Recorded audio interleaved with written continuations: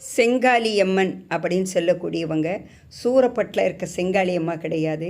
இவங்க இருக்கிற இடம் பார்த்தோம்னா சென்னையில் சோழவரம் சொல்லக்கூடிய இடத்துல தான் இந்த அம்மா இருக்காங்க.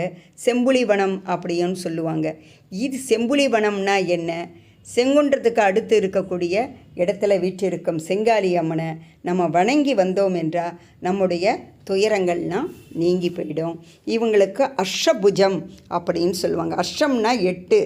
அந்த 8 கரங்களை உடையவள் தான் இவளுடைய கோலத்தை பார்த்தோன்னு வச்சுக்கோங்களேன், வித்தியாசமாக இருப்பாங்க.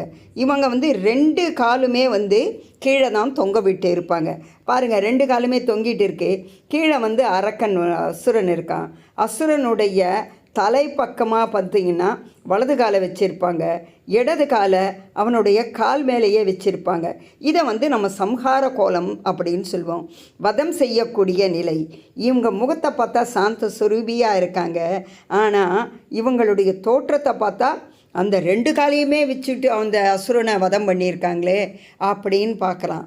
ஆனால் அவங்க சூலமும் அந்த அம்மாவுக்கு கையில் இருக்குது. அஷ்டபுஜங்கள்னால் 8 கரங்கள் இருக்குது. ஓங்கிய கரம் மேல் கரம் அப்படின்னு சொல்லுவாங்க. இங்கே கத்தி இருக்குது, சூலம் இருக்குது, தீச்சு கிண்ணம் இருக்குது. அதாவது கிண்ணம் கூட இடது கையில் வச்சிட்ருக்கான் பாருங்கள், வேப்பிலக்காரின்னு சொல்லலாம். இந்த அம்மாவை நம்ம வணங்கிட்டு வந்தால் நம்ம கஷ்டங்கள் தீரும். ஏன்னா சம்ஹாரமாக பண்ணக்கூடியவளாக இருந்தாலும் இந்த மாதிரி காலில் பாருங்கள், உத்து பார்த்திங்கன்னா தெரியும். அதுதான் தலை இருக்குது. யார்? அசுரனுடைய தலை. அங்கே தான் வலது பாதத்தை வச்சு ஒரு அமுக்குறாங்க. இடது காலில் பார்த்திங்கன்னா அசுரனுடைய காலை போட்டு மிதிக்கிறாங்க. கோபமாக இருப்பாங்க. அதை விட மோசமான நிலை என்னன்னு கேட்டிங்கன்னா, இவங்க என்னுடைய பக்தர்களை யாரையாவது நீ துன்புறுத்தினீன்னா நான் உன்னை சும்மா இருக்க மாட்டேன், வதம் பண்ணிவிடுவேன். அதனால தான் தீய எண்ணத்தோடு நம்ம வீட்டில் யாராவது வராங்க, தீய திருஷ்டி, கண் திருஷ்டி இதெல்லாம் இருந்ததுன்னா இந்த அம்மாவினுடைய எலுமிச்சை பழத்தை வீட்டில் கொண்டு வச்சுட்டு வணங்கி வந்தாவே போதும். அத்தனை துன்பங்களும் பறந்தோடி போயிடும். நமக்கு நேரம் கிடைச்சதுன்னா இந்த கோவிலுக்கு போகலாம். இங்கே ராஜகனின்னு சொல்லக்கூடிய அந்த கனி தான் என்னென்ன எலுமிச்சை பழம்.